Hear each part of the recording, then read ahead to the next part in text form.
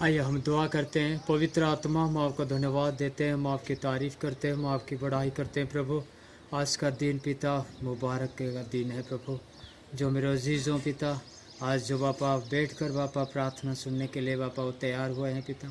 बाबा दुआ मांगते हैं पिता, ये एस्टर संडे पिता आपके लिए पिता और हमारे विश्वासियों के लिए पिता एक मुबारक के दिन बने प्रभु। प्रार्थना को सुना, धन्यवाद।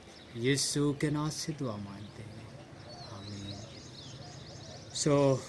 आप सबको ईस्टर संडे की मुबारक हो। मेरे बहुमूल्य दोस्तों, यीशु मसीह जीवित है। वो आपके लिए और मेरे लिए जीवित है। आपके लिए और मेरे लिए वो जीवित है।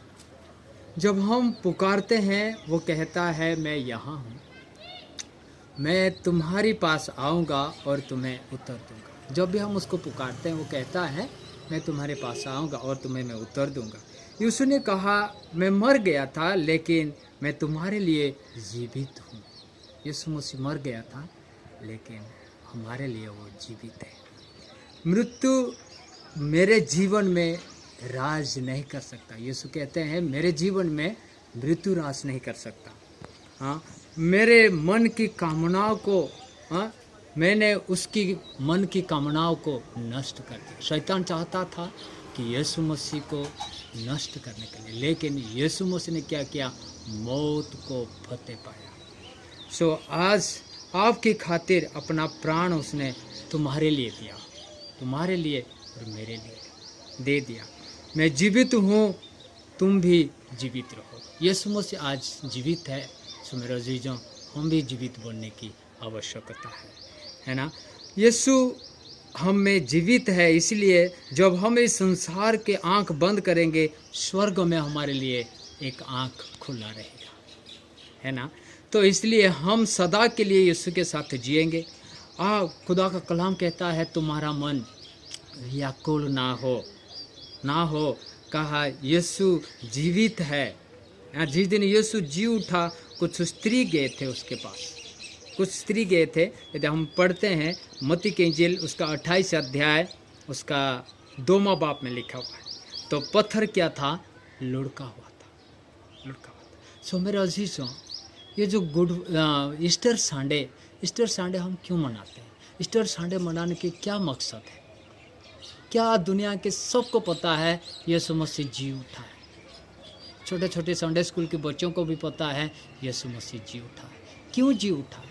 उसके जी उठने की मकसद क्या था? कभी हम इसके बारे में थोड़ा आलोचना किए, कभी हम चर्चा किए यीशु मसीह जी उठने की क्या कारण था। आइए यीशु मसीह जी उठने की वजह मैं आपको बताता हूँ क्यों जी उठा। यीशु मसीह जी उठने के बहुत सारे कारण हैं, लेकिन आप लोगों के बीच में मैं सिर्फ 5 बातें लेना चाहता हूँ। पहली बात क्या है? जैसे बाइबल बताता है, आइए हम देखें 5 बातें सीखने को मिलता है। पहली बात क्या है? 2 तिमोथी 1:10 में लिखा हुआ है आपको नया जीवन देने के लिए आज यीशु मसीह जी उठा है। प्यारे अजीजों, आज यीशु मसीह आपको और मुझे एक नया जीवन देना चाहता है, तो दूसरा क्या है? पहला पत्रस उसका 1:3 में लिखा है आपको नया जीवन देने के लिए, ये तीसरा हम देखते हैं 2 करंथी 5 किस तरह में लिखा हुआ है आपके लिए एक नई शुरुआत करने के लिए। यदि हम देखते हैं एक एक वचन को, आपको नया जीवन कैसे मिलता है? यीशु मसीह आज मेरे लिए, आपके लिए वो जी उठा है। हम भी नया जीवन पाने की कोशिश करें, हम भी नया जीवन पाए, नया जन्म लेना जरूरी है। तीसरी बात है आपको नई शुरुआत करने की आवश्यकता है। आज तक आप पापों में पड़े हैं, आज तक आप नरक की ओर है।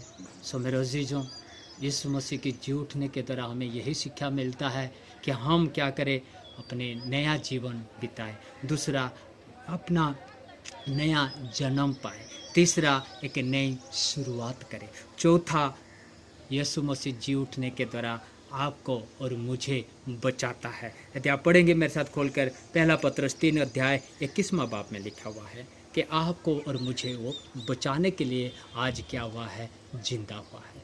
क्या हम सचमुच जीवित हैं? खुदा की कलाम कहता है तुम जिंदा तो कहते हो पर तुम मरे हो। खुदा की कलाम कहता है जिसके पास परमेश्वर की पुत्र नहीं उसके पास जीवन नहीं। प्यारे अजीजों, आज आपके लिए मेरे लिए प्रभु यीशु मसीह आज जी उठा है।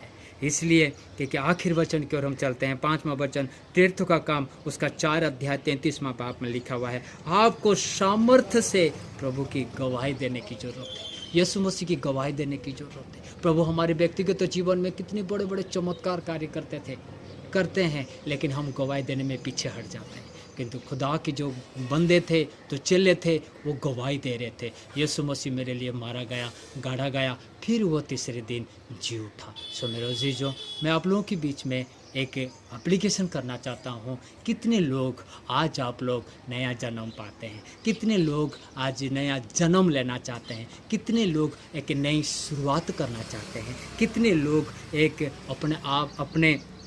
अपने आप को बचाना चाहते हैं? कितने लोग परमेश्वर की गवाही देने के लिए खड़ा होना है? सो आइए हम प्रार्थना करेंगे। जो लोग अभी तैयार हैं उनके लिए हम प्रार्थना करेंगे।